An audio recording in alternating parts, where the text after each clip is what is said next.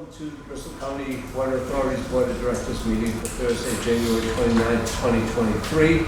It's 5 o'clock and we'll start our meeting. I don't see any members of the public here tonight, so I'm not expecting any public input. We'll move on to approval of minutes. Move to approve the minutes as presented for May 25th for the annual meeting and for the board meeting. Second. We have a motion and a second to approve both minutes for the annual and board meeting of the 25th of May. Any discussion? Any issues with the minutes? Hearing none, all in favor say aye. Aye. Any opposed? The ayes have it. I will move now to the Executive Director's report. Good early evening, everybody. Thank you for accommodating the meeting date change. We didn't get the outcome that we wanted. We'll get to that later. But just going over my report here with respect to the pipeline project. Phase one, where just the last remaining item has to do with planting some trees up at Kent Heights. And so we're finalizing that item. Phase two, design work continues. This past month, they received a permit for the geotech work at Pawtucket Avenue, and they mobilized the boring contractor to take the borings for the new alignment, so they can continue that design work. And we expect to receive the findings and recommendations for the water quality analysis and blending report as well. And then once we get that, we'll be sharing that information with the Department of Health. With respect to East Providence Partnership, the amended cost sharing agreement that reflects the additional engineering costs that BCWA had approved with Beta, that was unanimously approved by the East Providence City Council earlier this month. So that commits them to additional funding for the design work. We also, through the Mayor's Office, had a meeting with the folks from Agawam Hunt regarding the crossing of the 10 Mile River on their property. At this point, we'll be looking to Beta to perform some additional conceptual designs to determine which is really the most advantageous way to go, either on the west side, which is on their property, or the east side, which belongs to East Providence. And then from that, we'll determine, is it going to be more cost effective and more time advantage for us to stay on the east side and away from the Agawam property, or do we continue to pursue kind of negotiations or seek a legal remedy with those folks. So that's kind of a critical path item with respect to that pipeline project. Going back to the East Providence City Council approval, that's great to hear. Do you know if there are any issues or concerns that were raised at that meeting about the project? No. Other than that, they all noted that well, the president of the town council just recognized the importance of the project and that they need to move forward with it. So there really wasn't a lot of discussion on it. And you didn't drug them or anything before they voted? I did not. Steve, are they talking about sharing the line of Pawtucket too? I mean, the full line? For the full thing, they haven't got, we haven't gotten there yet. No. But they know that's what's coming. They know that's what's coming. Yeah. And with respect to the Pawtucket agreement, I have one change to my report. I did receive a draft contract earlier this week. So Mike and I will be taking a look at that. Seems fairly straightforward. Just some technical items that we want to take a close look at. But that's something that I think we can talk a little bit more about at the next meeting. Demolition of the treatment plant. If you've ever seen it, there's nothing much there left behind the buildings. Pretty much all filled in. So they're moving right along. Some additional grading work to do. Minor smallish items to remove, but that that work has been going well. Did you find anything interesting? No. Unfortunately, no. You thought Hoffa was buried there.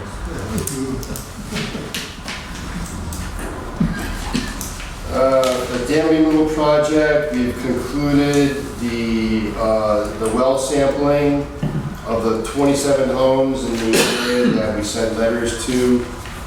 I think 12 total participated. And so we just received all the results from Parkour. We will be sending out the individual results to those homeowners that did participate and just let them know and aware of the results. But nothing, So Steve, are you just really sampling notes. with the homeowners who wanted to participate? correct. And it's really only for salinity. Right, now I understand that. My only concern would be, what if I lived there and I did not choose to participate, and I come back to you a year from now and say, I have salt water in my well? I would give that to my attorney. Okay. Well, that's why we don't get the sampling before and after. All the letters were sent out, certified mail. Some came back, we tried to keep trying again, so we kept all those records. Good.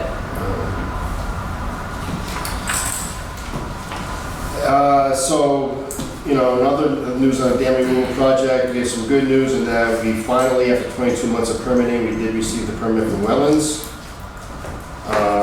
That was around mid-June.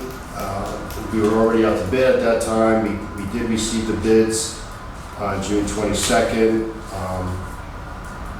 Bids came in back high. And they just have a brief item for discussion later in the meeting. A question on that. I realize they came in high and such. We've had, during our discussions as this has gone on towards removal of the dams, we've stated what our dollar amount was for the grants and so on and so forth. Do you think they're aware of that and just jamming us? It seems like they're 100% higher than what we have in the... Well, the thing that to me is most peculiar is the range between the high and the low. Yeah. Right, but both of them were above. We're still analyzing, and trying to figure out what happened. Like I took much into it. For one, it took a long time to get all the permits in hand. The initial rebid it? The initial estimates were pulled together almost 3 years ago. The construction climate has changed significantly since the initial estimates were formulated.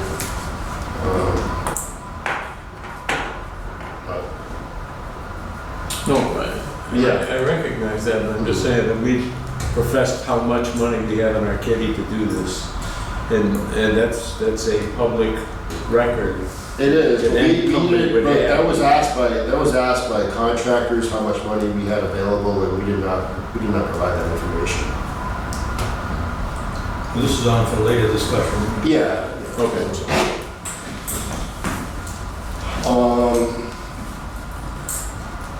Let's see. June 19th, I was invited to attend the Water Conservation Commission. Before we get off that subject, that's an unusually huge difference between the high and low bid. So you're going to go back. Are you considering rebidding the project? You don't want to talk about that? No, because we'll talk about it a little bit.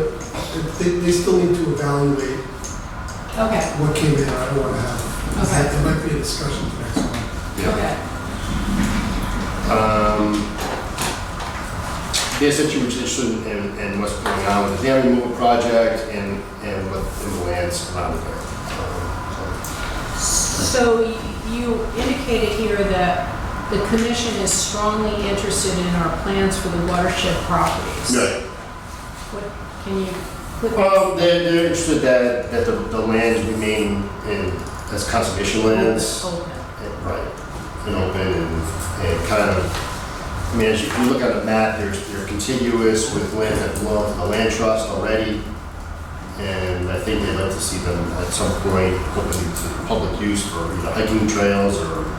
Well, I would suggest that before we commit to anything, we explore what that land could be used for and what the value of that land is. And if they want to keep it open, then we could consider a donation with the corresponding tax deduction for that donation. Excuse me? Tax benefit. Well, you're absolutely wrong about that, I think. Why would you feel that if let's just say hypothetically it's appraised as being worth $1 million and you donate it, why would you not get a tax benefit? Dan, We don't file tax return. you're a nonprofit. We're not profit, we don't get any sort of tax benefit unless it's somebody to spin some sort of credit off of it or something like that, or I mean, I know you can spin credits off of certain things, or I see. the carbon credits and something. I mean, unless there's some sort of credit you could spin off the sale of land, which I don't know if that's even possible. We don't file tax returns, so there's no tax benefit. Okay. This is, So essentially, it was really a listening session for me with respect to the property. I didn't commit obviously to anything. And frankly, I told them that we haven't even had much of a discussion on those properties, recently, So the consideration would be, do we just sit with it or do we sell it to someone for an alternate use? In which case, if the land trust wants to keep it as open land, they would pay that third party. And I think we need to dive into the deeds and the restrictions on all those properties and see what can't do. And I mean, a lot of those properties were bought with state funds as well, so. I think Jim brings up a good point, but we're not going to resolve that tonight. No, I just want us to consider the I want to alternatives. keep the meeting moving. So Okay. what I'm saying, where I was going with that is, Steve and I will discuss this and we'll try to put something on the agenda, and maybe we'll have a committee put together between staff and the board. Yeah, I also learned too that the BCW properties were also mentioned at the city council or town council meeting in June as well, from Councilman Deep as well. Also interested in, he would like to see the mentioned properties as conservation lands.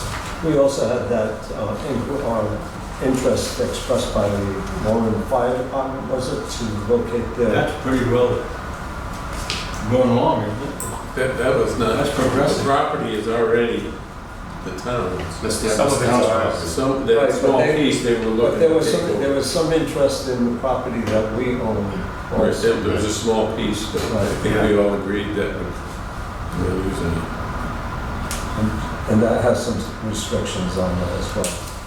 But we'll have to look at, I think it's part of strategic planning actually, to look at this kind of thing. It's a good point, thank you. See? Yep, okay, so the meter replacement program, fairly successful month of May with threats of shut-offs. We had to change out 13 meters. I believe Joe told me that down to 15. So 15, not 19. 15 meters. So what are you going to do with the 15 recalcitrants? Some additional notices will be going out kind of after the holidays. You just shut them off?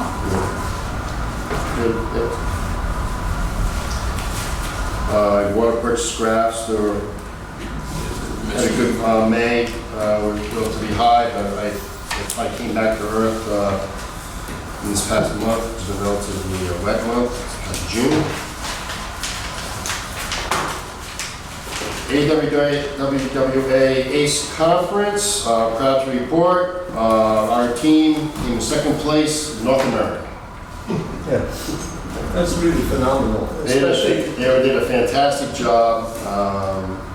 4 runs in total. They had all, they said, clean runs with no penalties from the judges, and came in second place behind a team from LA with over 11,000 employees. So That's amazing. really proud. They did a great job. There's something goes in their file, where acknowledge that. Yeah, yeah. Yep, Can we put out a press release on that? you could? Yeah, that would be a nice thing. Yeah. I mean, that was a tremendous showing, given who came in first. You can do it. I was saying to Steve, we're probably the smallest water authority that competed. Block Island might be smaller. I don't know if they But they competed. have wells. They didn't send anybody. The annual report will be presented at the July meeting. That's finalized this week. We'll be going to print next week. And I did not include it, but CCRs have also been finalized, and gave everybody a copy of that. The water quality report that goes, we send the postcards out to all the customers, and we provide these to libraries, town halls, and this is also on our website. This is an EPA federal requirement of all water systems. Generally speaking, do you receive complaints about water quality? We might get a few calls on this. It's more just for, how am I reading this, what am I looking at, kind of thing. The capital improvement project summary table on the budgets is provided. That concludes my report. Mike? Okay, so despite whatever the outcome is of the solicitation associated with dam removals, the environmental work will keep going. Just more data is beneficial, whether it's more data ultimately pre or post. We'll be continuing that effort with all the environmental parties, inclusive of Roger Williams and URI and Safe Bay and the like. Otherwise, we are out in the system supporting the capital projects. That includes the testing of the bypass systems associated with the water main, either rehab or replacement. Currently, they're in Barrington doing some water main renewals. That work got put on bypass, and we should have some new pipe going in on Governor Bradford next week. And then there's a larger coordinated effort in the downtown Bristol area that will begin next week and be completed hopefully by the beginning of school. And that's an effort with three parties, us and W. Walsh, handling the pipe water main rehabilitation. Rhode Island Energy is doing a new gas main, and the town of Bristol is doing a streetscape. So it'll be complicated, it'll be cumbersome, but all parties have been open to it and flexible enough to manage the schedules to accomplish the work. So we're confident that we'll get in and out of there. That'll be all started on Wednesday. It'll kick off, so it'll be busy down in the Bradford Street area over the next couple of months. Otherwise, I guess the big one is we're back at the pump station. Site Activity, but I don't know what it is. that work that's ongoing right now was scheduled to start around this time because it should roll in to equipment delivery and ultimate pump station completion. Now, that is contingent on equipment delivery. The first component should, and I'm waiting on an update, get on a truck tomorrow. Ooh. So I don't have confirmation on that, but Can you get a video of it? June 30th was the first date. So we have a June 30th date for one piece of equipment and an August 18th date for another piece. And unfortunately, we just have to wait and see how hard of a date those are. Maybe we should check to see if we can get that truck in the parade. We don't want to delay at all. But, so site work will continue. and I think I included some pictures here of the drainage work that the town requested. And then pretty soon, if you're driving by, you'll see some concrete work go on as the outside of the building and the site comes along. Not that it's that important, but is there gonna be something done to cover up the piping that's sticking up out of the ground over there, like the meters and? Yes, there's going to be a pretty decent landscaping effort Oh. associated. We're going to have so one of the louvers that is up where the generator is going to exhaust. There's going to be an 8-foot fence with an acoustic blanket and arborvitaes. So all that equipment will minimally have arborvitaes around it, but there'll also be a little bit of a partition via fencing and blankets. So we work to try to maintain a residential aesthetic. When the light fixtures and things go in, they won't be your typical commercial industrial. They will have a residential aesthetic to help blend into the neighborhood. I hope the deer don't find your arborvitae as enticing as they find mine. You may have to either spray them every month or put netting around them. Or otherwise they'll look like telephone poles with Christmas trees. Yes, they do a bit of damage. We do try to pick deer tolerant. So did I. But I've heard The deer don't tolerance, it's only based on how hungry they are. As a former owner of the property across the no, there was like a herd of deer that would come into my yard and eat my hostas down to the ground and do everything they wanted to do in the yard and so forth. And But they're especially in the winter, I'd go out there and there'd be these hoof prints all over the place. Oh, jeez. So I hope the arborvitae across the street will be more inviting. We'll have to rethink our screening plan. We'll bear that in mind, yes. Put some Mike, coyotes. I got a question for you. Yes. When we eventually get online with that, the increase in flow and pressure for, what is it, Broad Common Road? Yeah. I noticed a new building going in there, right at the end of Broad Common, towards the golf course. Okay. When new buildings went in and I had to go and evaluate them, because of water pressure and volume, we had to have them put pumps in for fire suppression. Will there be, I don't know if they've talked to you yet, will there be sufficient pressure and volume to not require a pump? In the future? Yeah. So that's on a blanket statement. Unfortunately, that's going to be up to what the facility is and the designer. But we have had some inquiries as of right now, and unfortunately, we're providing the same hydraulic conditions. Those hydraulic conditions will improve. So depending on the amount of hazard, how much it's sprinkled, what the demand is of that facility, it could reduce the need of pumping. That was the goal. But we can only raise the pressure to what our existing tanks are. So we can't artificially induce more pressure. The volume would increase, though, correct? Oh, yes, yes. So we're gonna have tanks under a really significant fire event in this new expanded high service. We're gonna have the elevated Medicom tank supply and a 1,500 gallon per minute pump supply from the Hope Street pump station. So that will meet the needs. Okay, because I know they're gonna go at the marshal that they do that, so, okay.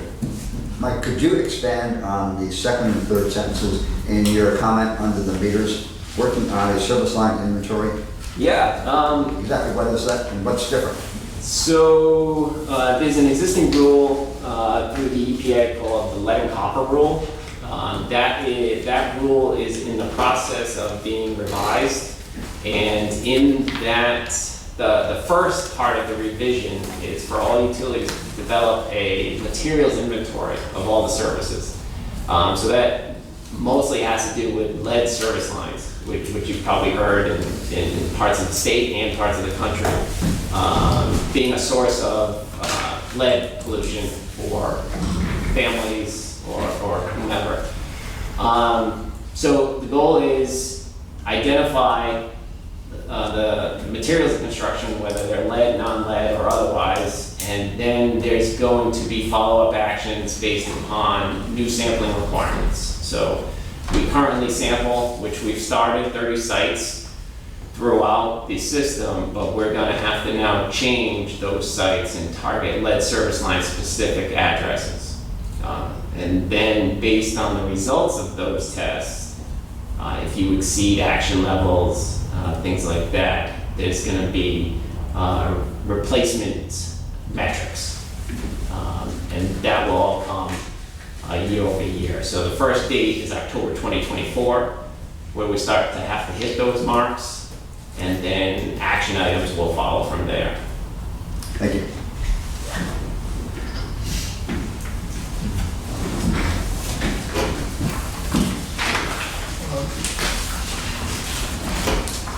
I know he's not here, but I was looking at Randy's report and I was finding the section on repayment options very intriguing, especially some of the data that he was mentioning about using text messages to get a hold of individuals and customers. Because I myself these days, I'll say to people, don't send me an email. It gets filtered so many places and I never can find it. Send me a text message. And in here he's pointing out that text messages have an impressive open rate of 98%, far surpassing the 20% open rate of emails, which will certainly be what it is to me. And then he's talking about a 45% response rate, while email is only about 6% response. And I find it incredible that email was always the way to do things, and now it's like, oh. And soon text messages will have too many too, but. Oh, yeah. So my question about the text messages, which I thought was really good information, is do we have the ability to selectively target those messages? So if we had a break, let's say, on Medicum Avenue that was servicing X territory, we could do a GIS map and send a directed text message? Do you have the ability, Mike? So we don't have that capability right now, but that is, you know, a feature that we're looking to leverage because we have all of our accounts spatialized, so we want that flexibility in the future. Because I think that would be great if you could get to that point. Yes, so I think right You're now, working toward that. I think only like EMA folks can target cell phones. I know we can't. We have to go off our existing phone number database and we can send out a mass call. But as we evolve this, that is a feature we're looking. So you're collecting people's cell phones and connecting them to each address? Yes, yeah, their account is spatialized in our GIS system, so we know where exactly that account is, not just. And you know whether the phone number you have is a home line, landline, or a cell phone? I believe we have that in the billing. Because if you don't have that, you can't do what you're talking about. Right. Yeah, it's a mass notification tool we have right now, and that's required through the Department of Health. But Okay. yeah, the customization aspect you're referring to is what we want. I mean, it's something we can look into. I would assume, I think for the newer, like, I would assume when the cell phones started coming into play, for any new accounts, when they set up those accounts, they collect that information, like home phone, cell phone, what have you. Probably like older accounts. Now those folks would either have to go, if they already have kind of like an email or do e-bills, they could go into their account and provide that information. But as we expand this, we could probably advertise this or provide them in bill stuffers. You know, if you want additional notifications, we can maybe collect the cell numbers. I know very little about all this technology, but is there any way when you send, say it was like some sort of an emergency text, that there's an alarm that goes out with it, that everybody realizes they should pick it up and look at it? I think that on your phone itself. Yeah, I don't think we could initiate an alert level like that, and sometimes you'll get like an Amber Alert or Right, something. right, across right, the front. right. I'm I'm just curious, I just didn't know. I don't know. Is there any contact with EMA? If we have some sort of a major disaster of some sort, is anyone here capable of touching EMA and saying here's what our situation is? Yeah, we have that ability. Yeah, Okay. yeah, and we also have the code red, and we could, with all the cell phones that we have, or even the landline phones, we could send out a mass message for, you know, it's reserved for, you know, major events. Right. Yeah. In 2019, we did meet with EMA. We had to sit down with them when the transmission main failed. So we had that open dialogue. Any other questions for operations? No? Dan, Okay. tell us about the money. We're up to May now, so, cheat sheet. You can start on page 4 with May versus May. Again, I'm not a big fan of month versus month, but for me, I did catch a couple things that I got fixed in the month. So it's kind of beneficial for me in terms of why things change. It's usually just a lot of timing. Revenue for this May is slightly lower than last May. That's due to decreased consumption, which is offset a little bit by the rate increase. The expenses are a little bit higher. The bulk of that was really just, again, timing and increasing costs. The pension funding amount that we put in every month this year is higher than last year, so that's part of it. And then there was just a little bit of timing. We had a lot of HRA, FSA activity in May this year that we didn't have last year. I know my family was personally responsible for some of it, but there was a little bit more HRA activity this May than last year. That stuff tends to just fluctuate as things happen, so.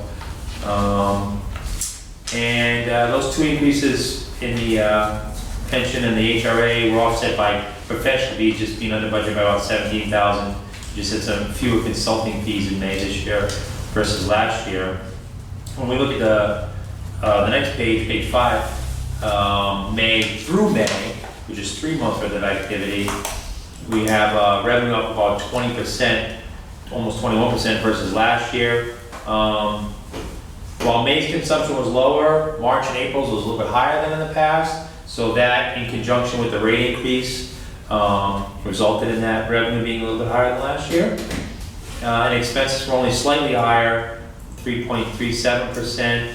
Again, that's largely due to the HRA usage in May specifically, and an increase in the pension amount that we put in every month.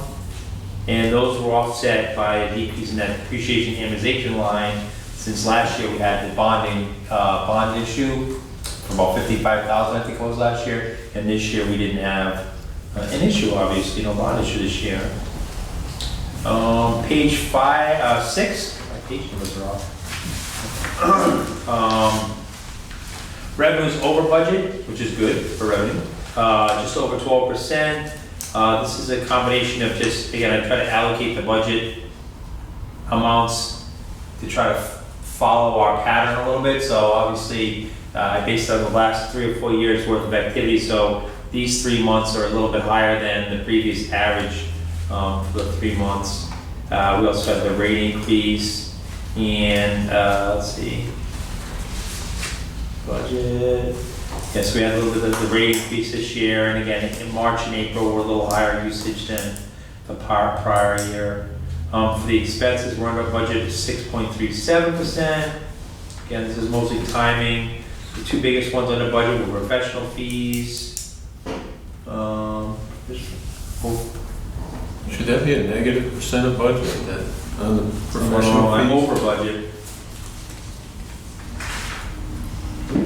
No, it's a percent of budget, so that's what makes it confusing. So the expense side, the 2 highest that are under budget are professional fees and operations and maintenance.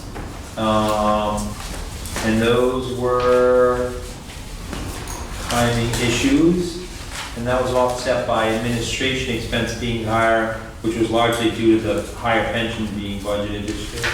That should level off a little bit. The pension contribution amount and the budget are a little off cycle because the pension goes through June, but the budget goes through the whole year, so you're picking up some of, it'll be adjusted after they come out a couple months to tell us how far over or under approved we are in the budget, in pension investments. So that'll get adjusted. So that should kind of level out towards the end of the year, but that's largely again due to the timing.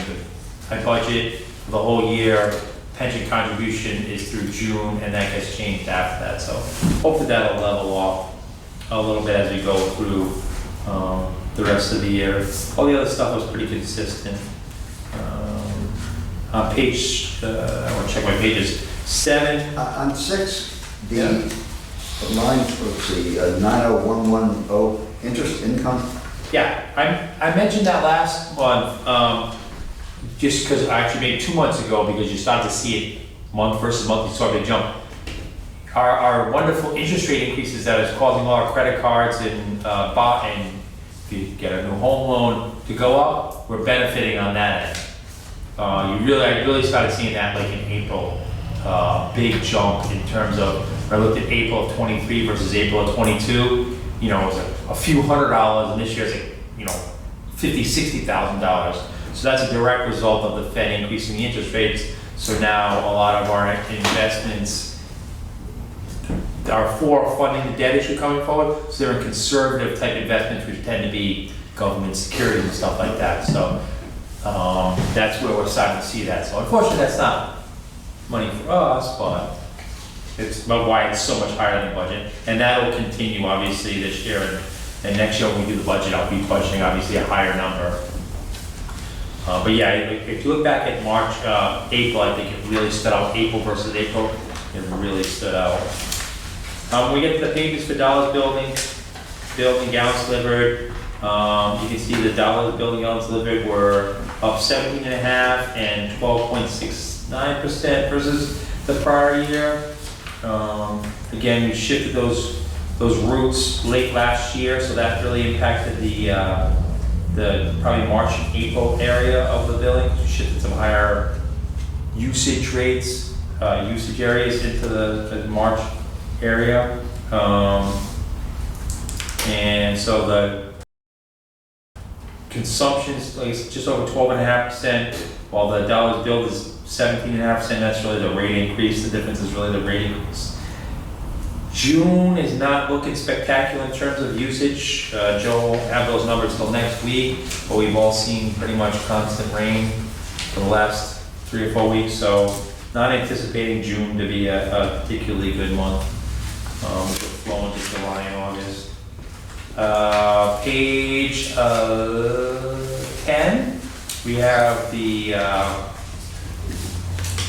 trust report there, and we're at a 6.63 debt service ratio for the month through May, so that's pretty good so far. And the next page, you have the pension trust documentation in there. It's slightly up for the month of May. It's also slightly up for the year, which will end in June, obviously. The balance at the end of May is a little over $3.5 million. And then the last page, Steve's not here, but it's the OPEB trust fund balance. I only get that quarterly, so I just got that a couple weeks ago. So that's up to 1.3 million. And they should report on that, I believe, when they come up to do the pension. I won't have that like next month and the month after. Again, I only get that quarterly, and when I get it, I'll put it in with the financials because Stephen requested that information.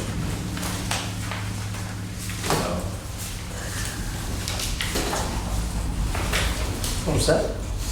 Yep, all set. Thank you. Anybody have any other questions or thoughts regarding Dan's report? Okay, let's move on. Any board members have any reports regarding this, the towns? Anybody want to say anything? No? Okay, we'll move on. Item 7, designation of committees, appointment of members, and selection of committee chairs by the chairman. I reviewed the committees that we have, which are basically 3 with 3 members on each of them.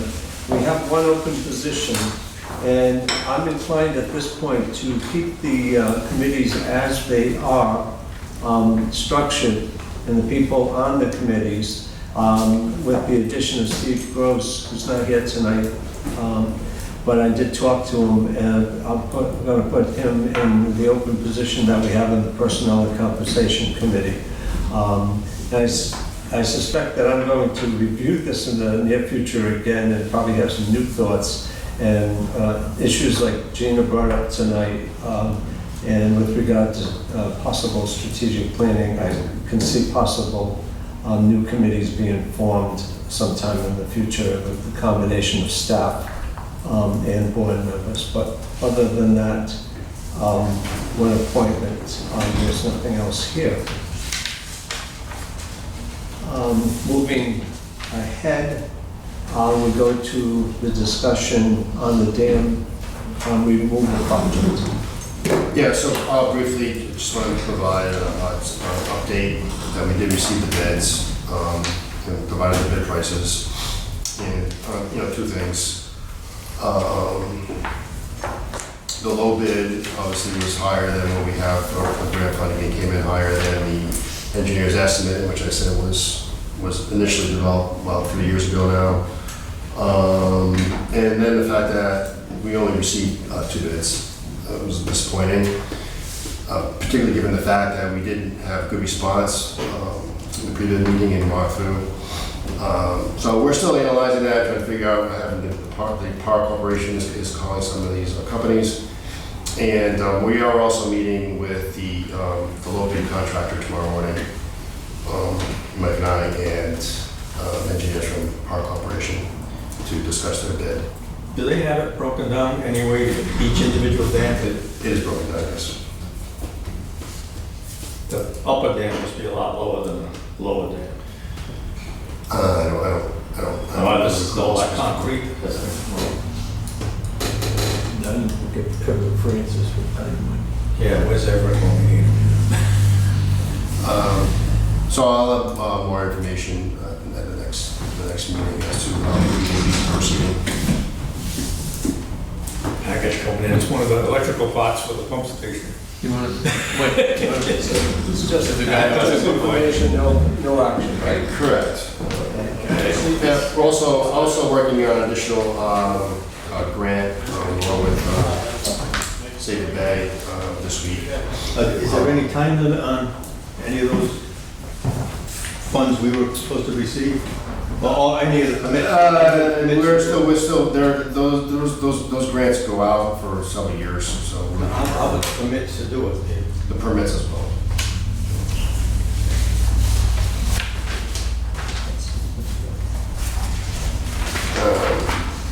But I mean, just looking at it, it seems to be just like the construction bidding climate in general. It's you don't get a lot of bids. I mean, next item, another case in point.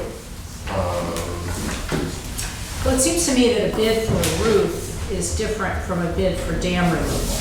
It's not often in this part of the country that you do a dam removal, whereas a commercial roof is, But everybody's got work here. That's the I problem. know, everybody's backlogged. Yeah. Companies, they're not just dam removal companies, they do other things too, so, Do we have insulation in this roof, under this roof? yes. And so would either of these bids replace or add to that insulation? We'll be looking at it, but it does not include replacing it. So that's item 8 included.